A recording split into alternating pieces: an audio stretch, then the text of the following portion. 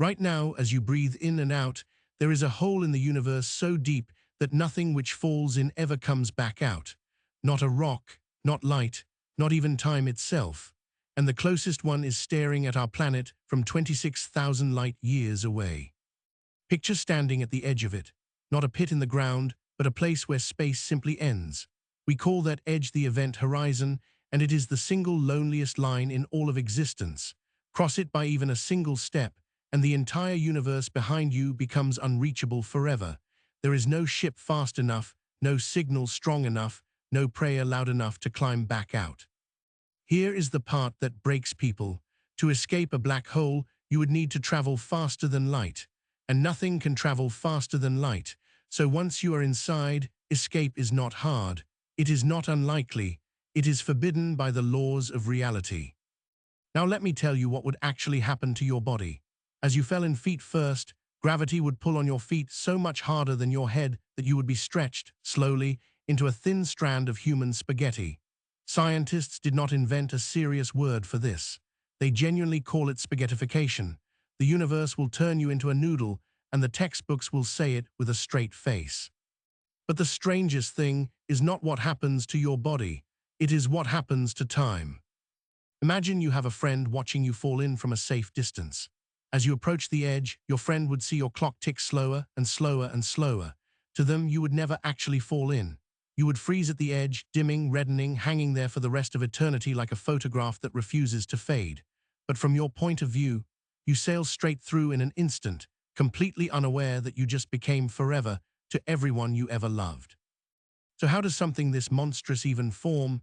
Take a star far bigger than our sun. For millions of years, it fights a war against its own weight, burning fuel to push outward against the crush of gravity. But one day the fuel runs out, and in less than a single second, the star loses that war.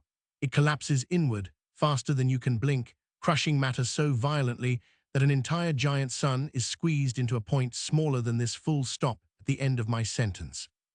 That point has a name, the singularity, a place where gravity becomes infinite and the rules we use to understand everything simply stop working. We have equations for the birth of the cosmos. We have equations for the inside of an atom. But at the center of a black hole, every equation we have ever written returns the same useless answer, infinity. It is the one address in the universe where physics itself gives up. And these things are not rare. At the center of nearly every galaxy, including our own, sits a supermassive black hole millions of times heavier than the sun. Ours is called Sagittarius A star. Entire solar systems orbit it. The Milky Way, with its 400 billion stars, is essentially a vast glittering whirlpool circling a drain we cannot see. For a long time, we thought we never would see one. How do you photograph something that swallows light? Then, in 2019, working together across the whole planet, humans pointed a network of telescopes the size of the Earth at a galaxy 55 million light-years away and took a picture of the shadow of a black hole. For the first time in the history of our species, we looked directly at the edge of the abyss, and it looked back. But here is the twist almost no one expects. Black holes are not truly forever. In the 1970s, a man named Stephen Hawking proved something that sounded impossible. Black holes leak. Bit by bit, particle by particle, they bleed the faintest whisper of energy out into the cold, and over unimaginable spans of time, they shrink. Given long enough, even the monster at the heart of our galaxy would evaporate completely, vanishing in one final, lonely flicker. But do not feel relieved. The time this takes is so vast that simply writing the number down would outlast your entire life. We are talking about a 1 followed by 100 zeros in years. Against a number like that, the whole age of our universe so far is less than a single heartbeat. So yes, black holes die, but they will outlive the stars, outlive the galaxies, and almost certainly outlive the very last warmth left anywhere in creation. So the next time you feel small, remember this.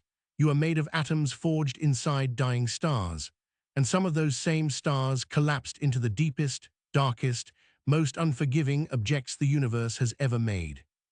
That whole 26,000 light-years away is still there, still pulling, still silent, waiting with infinite patience for the one thing it has all the time in the world to collect.